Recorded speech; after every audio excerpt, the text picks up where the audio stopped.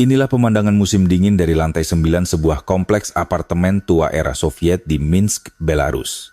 Realitas dingin yang menyelimuti keluarga Katerina memaksa sebuah keputusan sulit.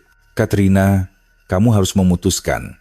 Kita tidak punya pilihan lain. Kata-kata ibunya membuat putri tunggal mereka tertunduk lesu. Di tangannya, ia memegang sebuah foto yang baru saja tiba. Seorang pria asing dari Indonesia. Tokoh utama cerita kita adalah seorang gadis muda dari Belarus yang belum pernah sekalipun meninggalkan kampung halamannya. Demi kelangsungan hidup keluarganya, ia memutuskan untuk menikah dengan pria yang tidak ia kenal, seorang pria Indonesia. Dulu, ia memiliki impian besar. Namun, kehilangan pekerjaan ayahnya secara tiba-tiba dan penyakit yang memburuk memaksanya untuk mengesampingkan segalanya. 2 tahun kemudian, suatu hari orang tuanya datang berkunjung dari jauh ke Indonesia. Saat melihat putri mereka tiba-tiba terduduk di lantai dan menangis terseduh-seduh tanpa henti. Apa sebenarnya yang telah dilalui keluarga ini? Dan bagaimana ia menemukan harapan di tengah keputusasaan? Sekarang, mari kita dengarkan kisahnya. Selamat siang semuanya. Nama saya Katerina. Saya lahir dan besar di Minsk, ibu kota Belarus. Minsk adalah pusat kota di sebuah negara kecil di Eropa Timur yang disebut Belarus. Kota ini penuh dengan apartemen abu-abu yang dibangun pada masa Soviet. Saat musim dingin, suhu bisa turun hingga 20 derajat Celcius. Ini adalah kota yang sangat dingin, tetapi bagi saya, tempat ini penuh dengan kenangan hangat. Di apartemen kami di lantai 9 dekat Lenin Avenue, ayah saya, Andre, telah lama bekerja di pabrik mesin milik negara. Ia adalah seorang mekanik ahli. Ibu saya, Svetlana, bekerja menjahit di dekat pasar. Saya adalah anak tunggal mereka. Karena saya lahir saat mereka sudah cukup tua, saya adalah satu-satunya anak dan satu-satunya harapan mereka. Sejak kecil, orang tua saya sangat menyayangi saya. Katerina, kamu adalah anak yang istimewa. Kamu adalah kebanggaan kami.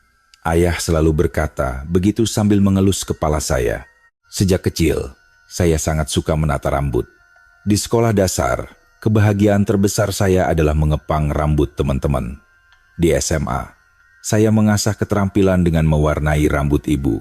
Saat lulus SMA, saya yakin jalan hidup saya adalah menjadi penata rambut terkenal. Namun, kondisi keuangan keluarga kami tidak memungkinkan. Meskipun impian saya adalah belajar di sekolah kecantikan terkenal di Moskow atau Saint Petersburg, itu adalah impian yang tidak terjangkau. Jadi, setelah SMA, saya mulai bekerja sebagai pelayan di sebuah kafe di Minsk. Saya mengantar piring di siang hari. Dan di malam hari saya belajar di Akademi Kecantikan Swasta sambil menabung. Tujuan saya adalah menabung cukup uang dalam 2 tahun untuk masuk ke Akademi Rambut Moskow. Setiap malam di kamar kecil kami, saya mempelajari gaya rambut dari Paris Fashion Week melalui video daring. Saya berlatih hingga tengah malam menggunakan kepala manekin tua saya. Saya juga mencari pengalaman dengan menata rambut rekan kerja saya secara gratis. Katerina, kamu benar-benar berbakat. Kalau kamu sudah terkenal nanti, beri kami diskon ya.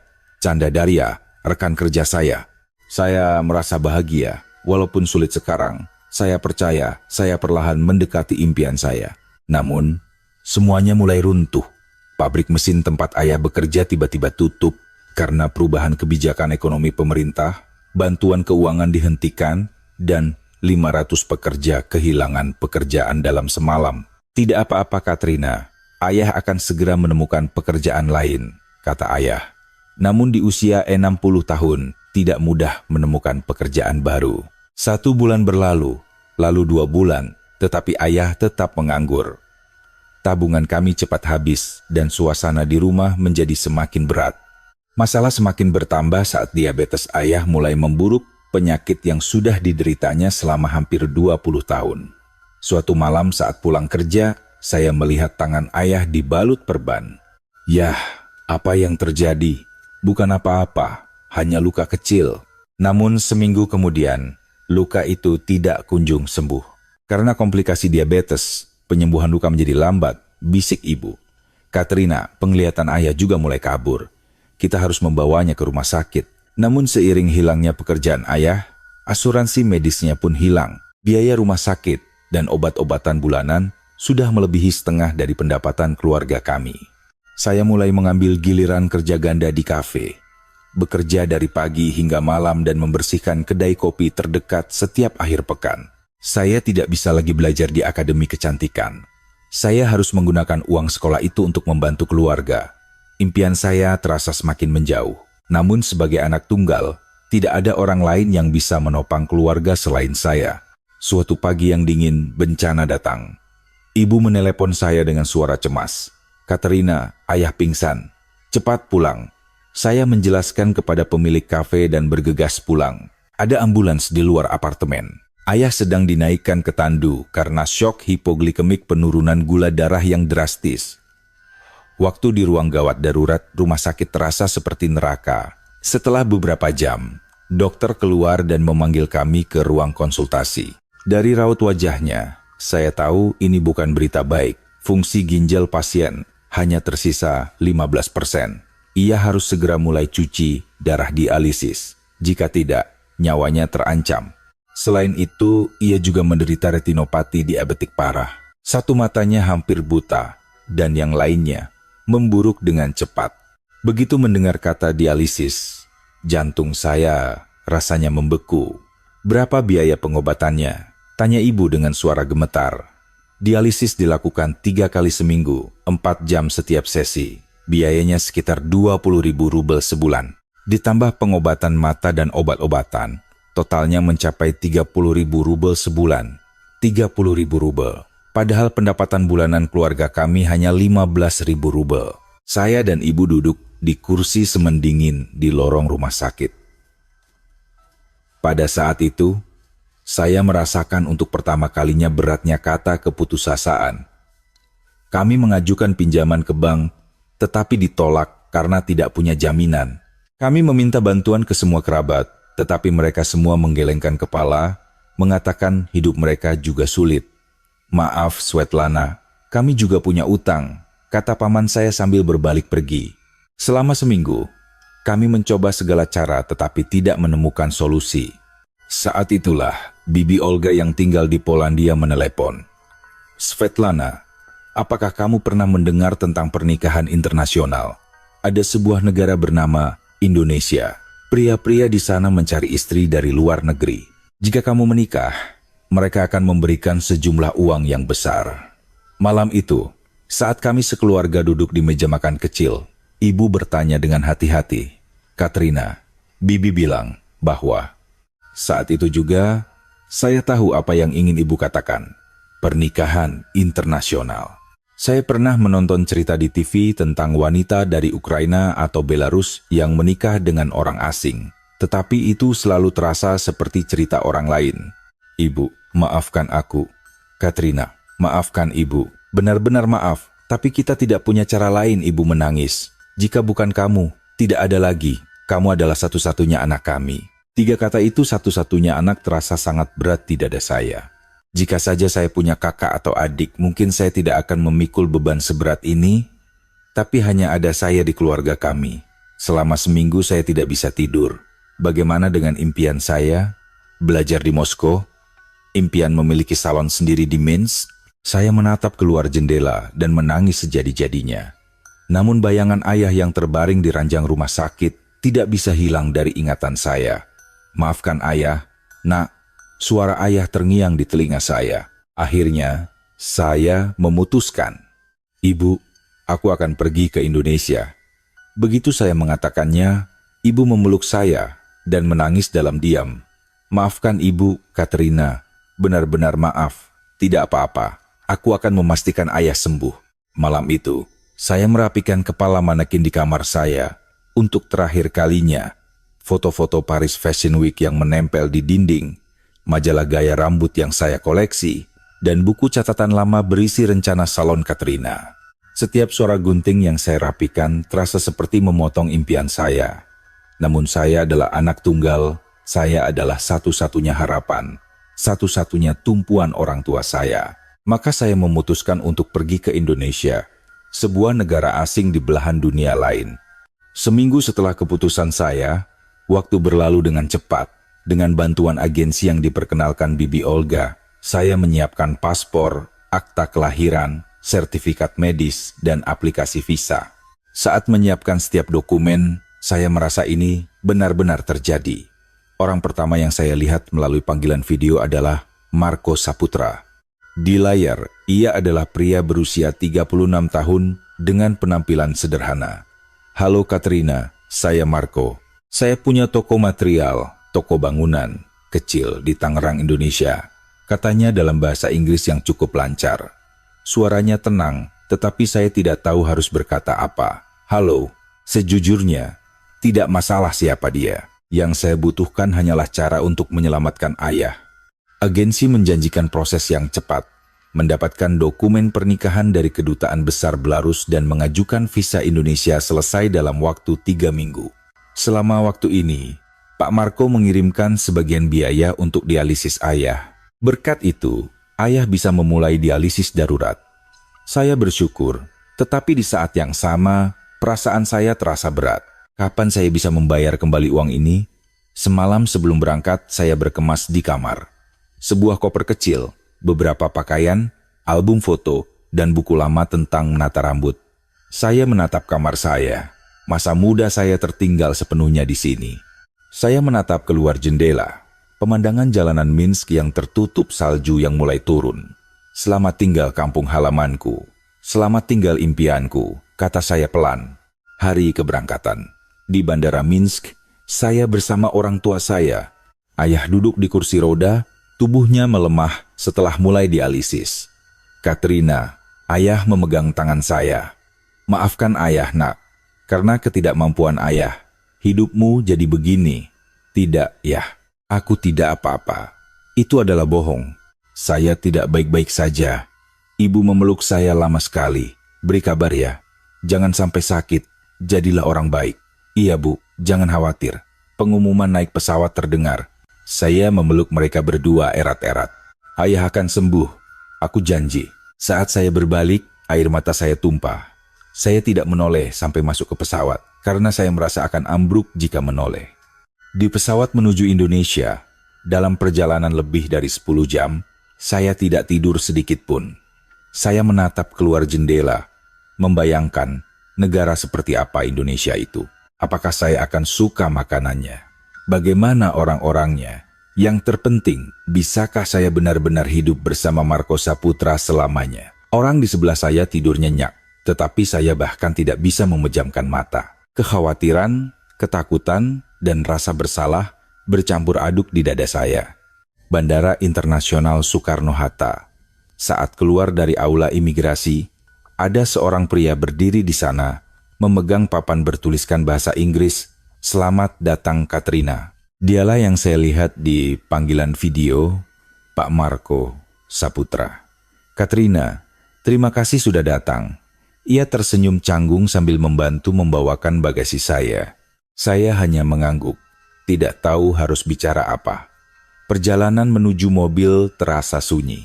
Sesekali Marco menatap saya seolah ingin bicara, tetapi kemudian mengurungkan niatnya. Setelah hampir 2 jam perjalanan, kami sampai di Tangerang, sebuah daerah di pinggiran Jakarta. Ganggang sempit membentang di antara bangunan-bangunan. Ini perumahan kita. Di sini tenang dan orang-orangnya baik. Rumah Marco adalah sebuah rumah 2 lantai di dalam kompleks perumahan. Kecil tapi bersih. Orang tua saya tinggal tidak jauh dari sini. Di sini kita hanya tinggal berdua. Saya hanya mengangguk. Masuk ke dalam, Marco membuka sebuah pintu. Ini kamarmu, Katrina.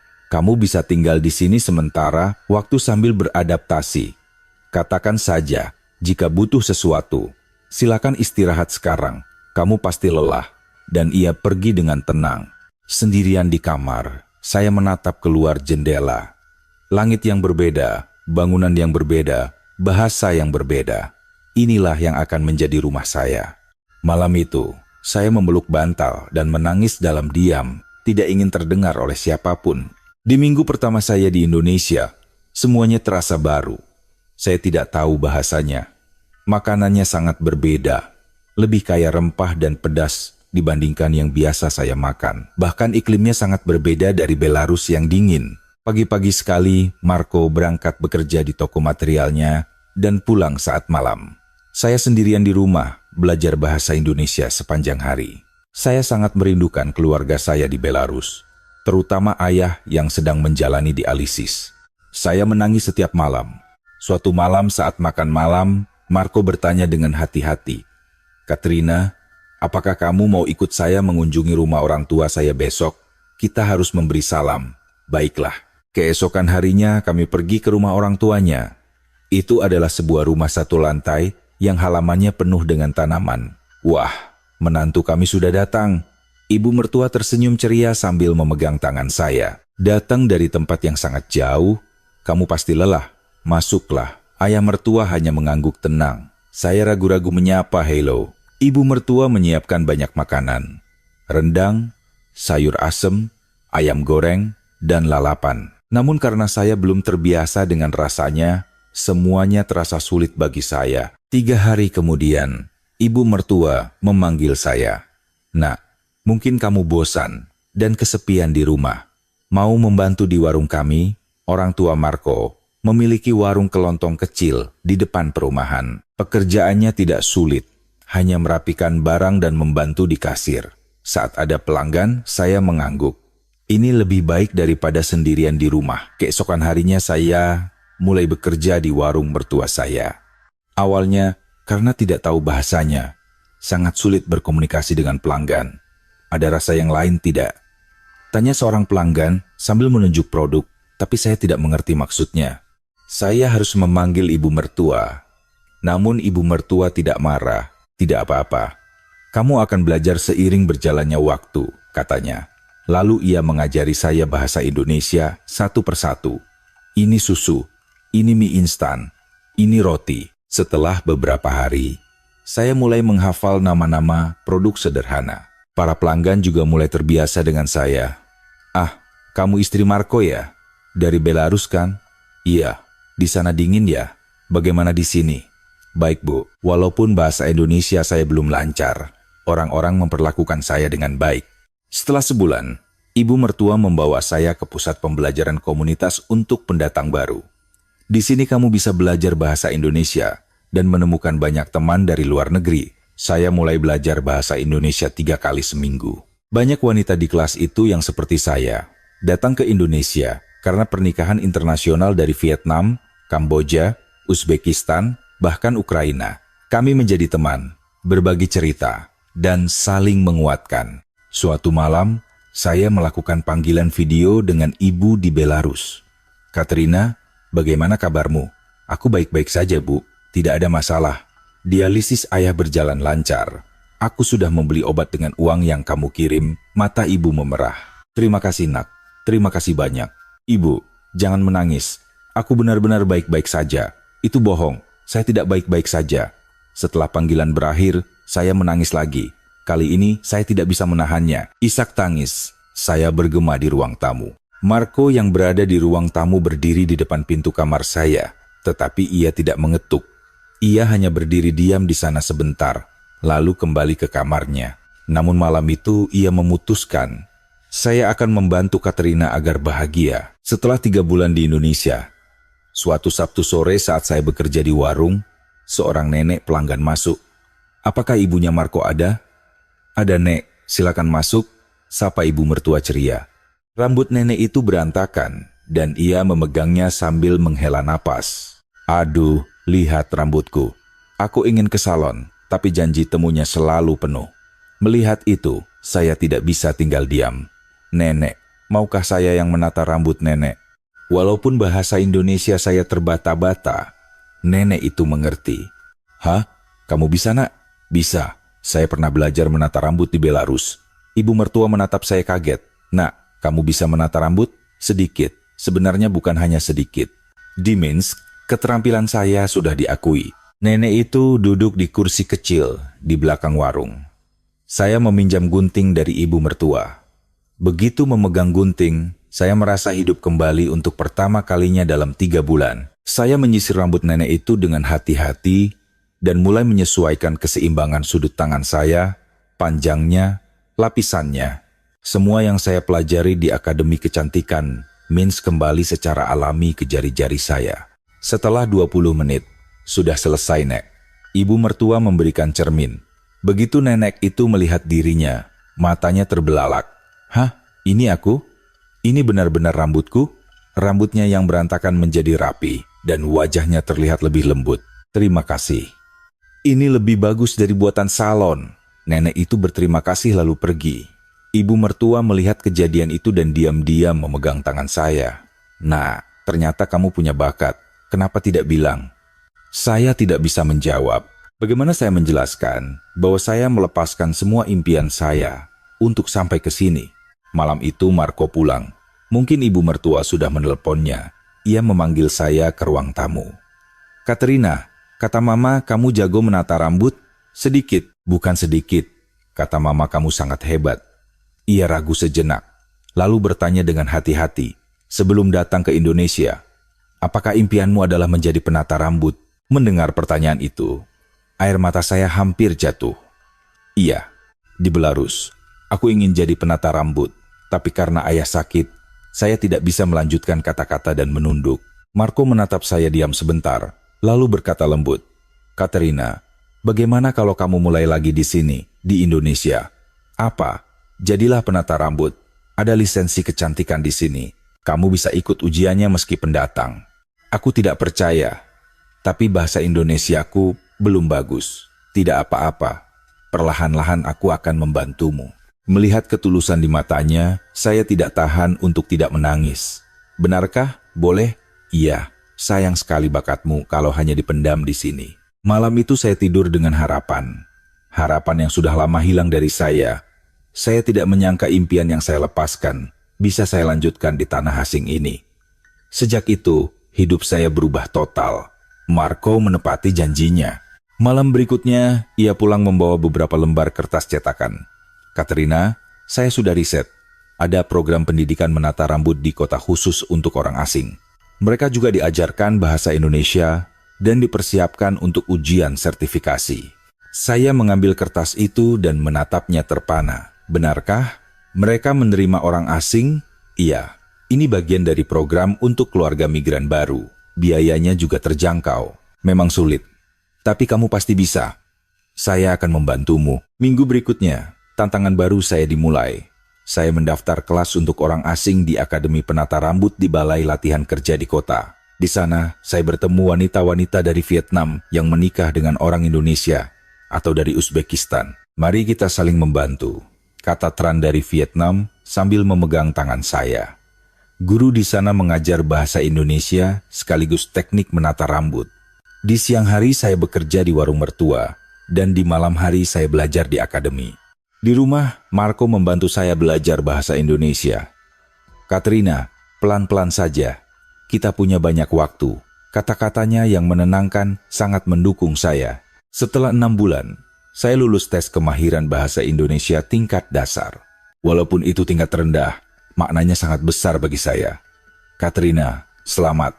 Marco sangat senang melihat sertifikat saya. Ibu mertua juga menyiapkan martabak dan buah-buahan untuk perayaan kecil. Nak, aku bangga padamu. Sekarang tantangan sesungguhnya dimulai. Persiapan ujian nasional penata rambut. Ada 5 mata pelajaran tertulis. Kesehatan masyarakat, manajemen, hukum, dermatologi, dan kosmetologi, serta ujian praktik memotong, mengeriting, dan mewarnai rambut dengan sempurna. Ibu mertua memberikan hadiah spesial. Ia membersihkan gudang kecil di belakang warung dan menaruh kursi bekas, cermin, serta peralatan salon. Nah, berlatihlah di sini. Tata rambut orang-orang di perumahan secara gratis agar kamu punya pengalaman. Saya terharu hingga menangis. Ibu tahu impianmu sekarang. Ibu akan membantumu. Sejak hari itu, saya mulai memberikan layanan tata rambut gratis bagi kakek dan nenek di lingkungan kami. Wah, Katrina, terima kasih. Aku merasa 10 tahun lebih muda. Para nenek sangat senang menatap cermin. Saya melatih teknik yang saya pelajari di akademi pada situasi nyata, dan perlahan-lahan saya mendapatkan kepercayaan diri. Iya, inilah yang ingin saya lakukan. Setelah 1 tahun, saya mencoba ujian nasional penata rambut untuk pertama kalinya. Harus mendapatkan nilai di atas 60 untuk semua mata pelajaran tertulis dan menyelesaikan praktik dalam batas waktu. Di dalam mobil menuju lokasi ujian, Marco memegang tangan saya erat. Jangan gugup, lakukan saja seperti biasa. Kamu sudah sangat hebat. Namun, saya gagal. Saya lulus ujian tulis, tetapi kehabisan waktu 5 menit di ujian praktik. Keluar dari gedung ujian, saya terduduk di lantai dan menangis. Apakah aku memang tidak bisa? Apakah aku terlalu berharap? Marco memeluk saya erat. Tidak apa-apa. Ini ujian pertama. Kamu akan lebih siap di ujian berikutnya. Aku percaya padamu. Guru di akademi juga menyemangati saya. Katerina, keterampilanmu sudah cukup. Kamu hanya butuh manajemen waktu. Jangan menyerah.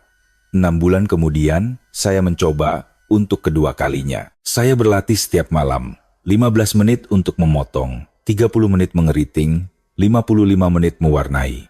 Saya meningkatkan kecepatan dan akurasi saat menata rambut para nenek. Di hari ujian, saya melakukan semua proses dengan tenang. Memotong, mengeriting, mewarnai, menata. Tangan saya gemetar tetapi saya mengikuti semua yang sudah saya latih. Setelah gaya terakhir selesai, saya menatap jam. Tepat tersisa 2 menit 30 detik. Hari pengumuman kelulusan. Saya dan Marco duduk di depan komputer. Tangan saya gemetar saat memasukkan nomor ujian dan menekan enter. Di layar muncul kata lulus. Saat itu juga saya terduduk di lantai dan menangis. Semua perjuangan saya terasa berputar kembali seperti film. Marco memeluk saya dan ikut menangis.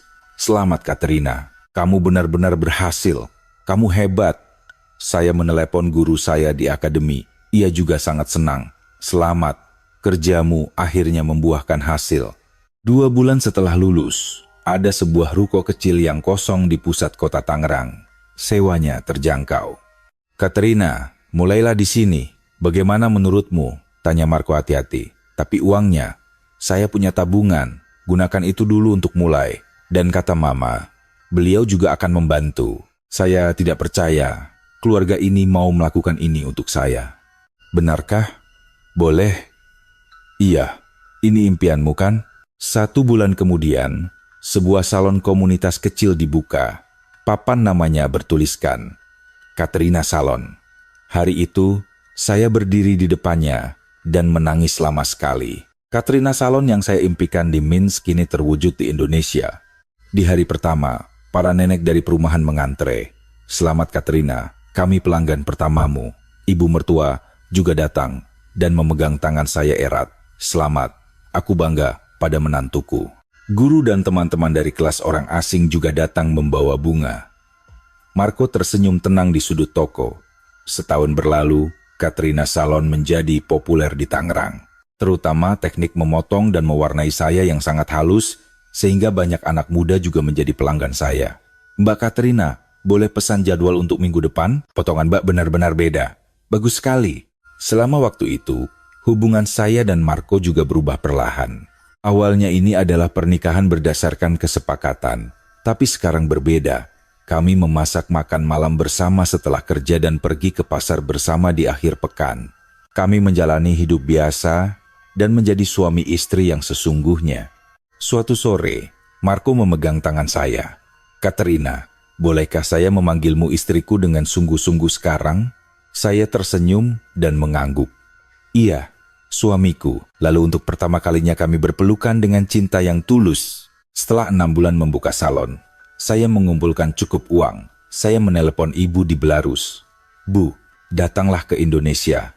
Aku sudah menyiapkan tiketnya. Ibu menangis di seberang telepon. Katerina, benarkah? Boleh? Iya, aku sudah mapan sekarang. Aku punya salon sendiri, punya suami yang baik. Mertuaku juga ingin bertemu ibu dan ayah. Kalian harus datang. 3 minggu kemudian, saya dan Marco menunggu di aula kedatangan Bandara Soekarno-Hatta, membawa spanduk selamat datang dan bunga. Pintu otomatis terbuka, dan ayah keluar duduk di kursi roda bersama ibu. Katerina, teriak ibu dan berlari mendekat. Saya memeluknya sambil menangis. Ibu, aku rindu sekali. Ayah memegang tangan saya erat. Anakku. Marco mendekat untuk memberi salam. Selamat siang Bapak Ibu. Saya Marco, katanya dalam bahasa Belarus yang sudah ia pelajari. Ayah memegang tangan Marco erat dan mengangguk. Terima kasih. Terima kasih sudah baik kepada anak kami. Marco membungkuk hormat. Hari itu kami pulang ke Tangerang. Sampai di depan Katrina Salon, saat orang tua saya melihat papan namanya, mereka tiba-tiba terduduk di lantai dan menangis. Katrina, anak kami benar-benar berhasil. Kata-kata ayah membuat saya semakin menangis. Iya ya, aku berhasil. 2 minggu bersama orang tua saya terasa seperti mimpi. Walaupun ayah di kursi roda, wajahnya bahagia. Mertua saya memperlakukan orang tua saya dengan sangat baik. Ibu mertua memasak masakan Indonesia setiap hari. Kami pergi ke Monas, Kota Tua, dan TM Aiba di akhir pekan. Momen mendorong kursi roda ayah sambil berjalan bersama adalah kenangan yang paling saya hargai. Malam terakhir, kami berkumpul makan bersama. Ayah mertua mengangkat gelas dan berkata, "Kami sangat bahagia Katrina datang ke hidup kami. Kita adalah satu keluarga sekarang." Ayah saya menjawab, "Terima kasih sudah menjaga anak kami." Malam itu saya berbicara berdua dengan ayah. "Katrina, apakah kamu bahagia?" "Iya ya, aku benar-benar bahagia. Awalnya pasti tidak begitu kan? Ayah tahu betapa kamu menderita." "Ayah, jangan bicara begitu. Aku tidak menyesal datang ke sini. Aku mewujudkan impianku di sini. Keluarga di sini sangat baik padaku. Aku benar-benar bahagia." Ayah mengelus kepala saya dan menangis diam-diam. "Terima kasih nak, terima kasih banyak." Setelah orang tua saya kembali ke Belarus, saya kembali ke rutinitas harian. Namun segalanya berbeda sekarang. Pelanggan salon semakin banyak. Saya tidak lagi sendiri.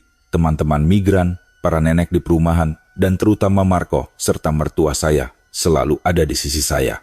Suatu sore, saya merasa tidak enak badan. Saya mual-mual. Awalnya saya pikir hanya salah makan, tapi gejala itu berlanjut. Marco khawatir, "Katrina, apa kita harus ke dokter?" "Tidak apa-apa, mungkin hanya lelah." Namun setelah beberapa hari saya tetap tidak membaik. Akhirnya saya ke dokter. Dokter melihat layar USG dan tersenyum. "Selamat Katrina, kamu hamil 8 minggu. Apa? Lihat ini, jantung bayinya berdetak." Saya mengikuti jari dokter dan melihat titik kecil dengan jantung yang berkedip. Saya tiba-tiba menangis. Seorang bayi, saya akan menjadi seorang ibu. Pulang kerja, Marco sedang menonton TV. Saya duduk di depannya. "Mas, ada yang mau aku bicarakan." Marco kaget. "Ada apa?" Saya mengambil foto USG dari tas. "Mas, lihat ini." Marco menatap foto itu terpana. "Apa ini? Kita akan punya bayi?" Saat itu juga Marco menangis. "Benarkah?" "Terima kasih Katrina, terima kasih banyak." Ia memeluk saya erat. Marco benar-benar bahagia. Ia menunggu impian saya terwujud.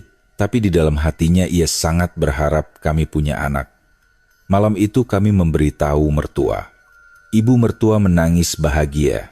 Ayah mertua mengelus bahu saya. "Bagus nak, bagus sekali. Saya juga menelepon orang tua di Belarus. Ibu, aku hamil." Ibu menangis bahagia di seberang telepon. "Katrina, syukurlah." 7 bulan kemudian, saya melahirkan bayi perempuan yang sehat. Bayi yang sangat cantik, campuran Indonesia dan Belarus. Marco memeluk bayi itu sambil menangis. "Anak kita cantik sekali." Teman-teman dan guru saya juga datang berkunjung. Ayah mertua memberinya nama Sofia Saputra, nama yang sangat indah. Sekarang Sofia sudah berusia 1 tahun. Ia sudah bisa berjalan dan mengenali saya. Saat saya pulang kerja, ia akan berlari memeluk saya. "Mama."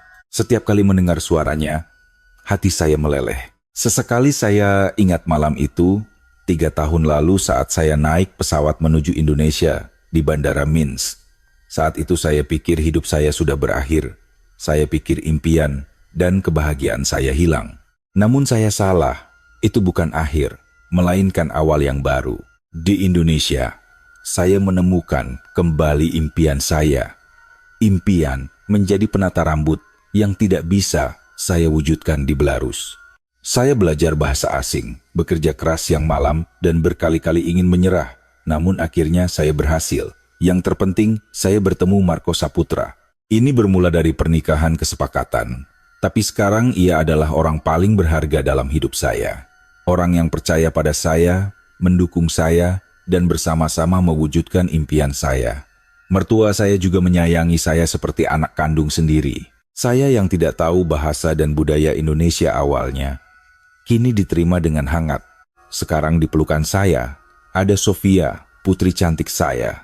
Orang tua saya di Belarus sehat dan baik-baik saja. Walaupun ayah masih dialisis, kondisinya stabil. Saya bangga bisa membantu dengan uang yang saya kirim. Indonesia kini adalah tanah air saya. Karena disinilah saya mewujudkan impian dan membangun keluarga yang saya cintai. Saat ini, saya bisa berkata dengan sepenuh hati, saya benar-benar bahagia. Saya ingin memberitahu Anda semua, kita tidak tahu apa yang akan terjadi dalam hidup. Kadang kita harus membuat keputusan yang tampak tanpa harapan. Namun keputusan itu bisa menjadi peluang baru.